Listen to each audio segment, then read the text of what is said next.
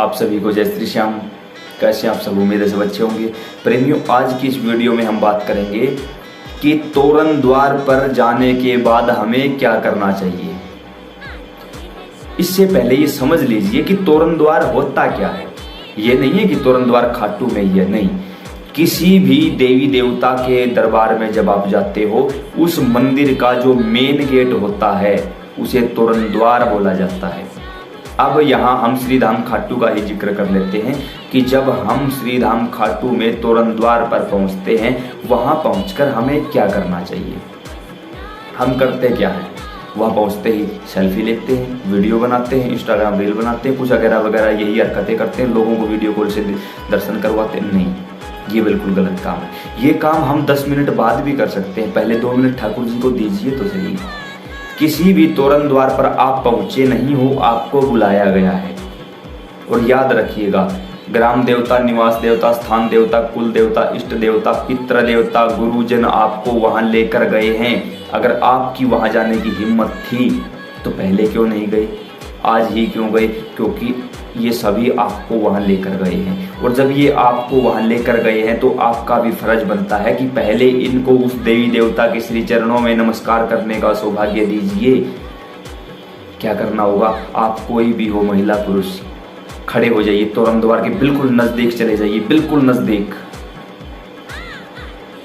जाके अपने आप को सरेंडर कर दीजिए। हाथों में निशान हो या कोई चीज हो ना हो, कोई दिक्कत नहीं। अपने आप को सरेंडर करिए, समर्पित करिए। दोनों हाथ ऊपर उठाकर सबसे पहले एक जयकारा लगाइए, कोई भी एक जयकारा जो आपके मन में हो। उसके बाद साष्टांग दंडवत प्रणाम करो, लेट जाओ, वहीं पर लेट जाओ। ये मत सोचना कि हाथ में निशान है नीचे, अरे नहीं, अब तो आप ठाकुर जी की शरण में आ चुके हो, अब कोई दिक्कत नहीं है। लेट जाओ, साष्टांग दंडवत प्रणाम करो, आप कोई भी हो प्रणाम करो। और हाथ जोड़कर कहो कि पूरी प्रकृति, समस्त दैवीय शक्तियाँ आपके दर्शनों के लिए आई हैं। हे ठाकुर जी, श्री चरणों में आने का सौभाग्य दिया, इसके लिए हम आभारी हैं आपके। समस्त दैवीय शक्तियाँ आपके दर्शनों के लिए आई हैं, इन्हें दर्शन देके अनुग्रहित करिए, इन्हें भी तो दर्शन दीजिए। और अपने और नज़दीक आने के लिए हमें आज्ञा दीजिए, आदेश दीजिए, क्योंकि किसी के घर में प्रवेश करने से पहले उसे इजाज़त लेनी पड़ती है। इजाज़त लीजिए कि ठाकुर जी प्रवेश की अनुमति चाहते हैं। उसी समय वहाँ पर हर मंदिर में तोरण द्वार के ऊपर आपको 2 द्वारपाल मिलते हैं, जो आपको दिखाई नहीं देते, लेकिन जो दैवीय शक्तियाँ वहाँ गई हैं उनको वो दिखाई देते हैं।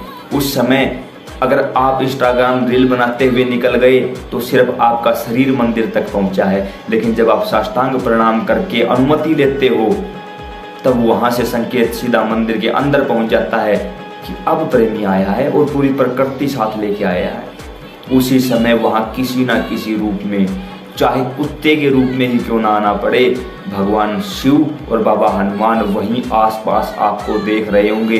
कहीं भी देख लेना, किसी भी मंदिर में। मैंने कुत्ता शब्द प्रयोग किया है, पता है क्यों? क्योंकि वो आए हैं इस रूप में। हम चलिए ज़्यादा नहीं बोलेंगे इस बारे में।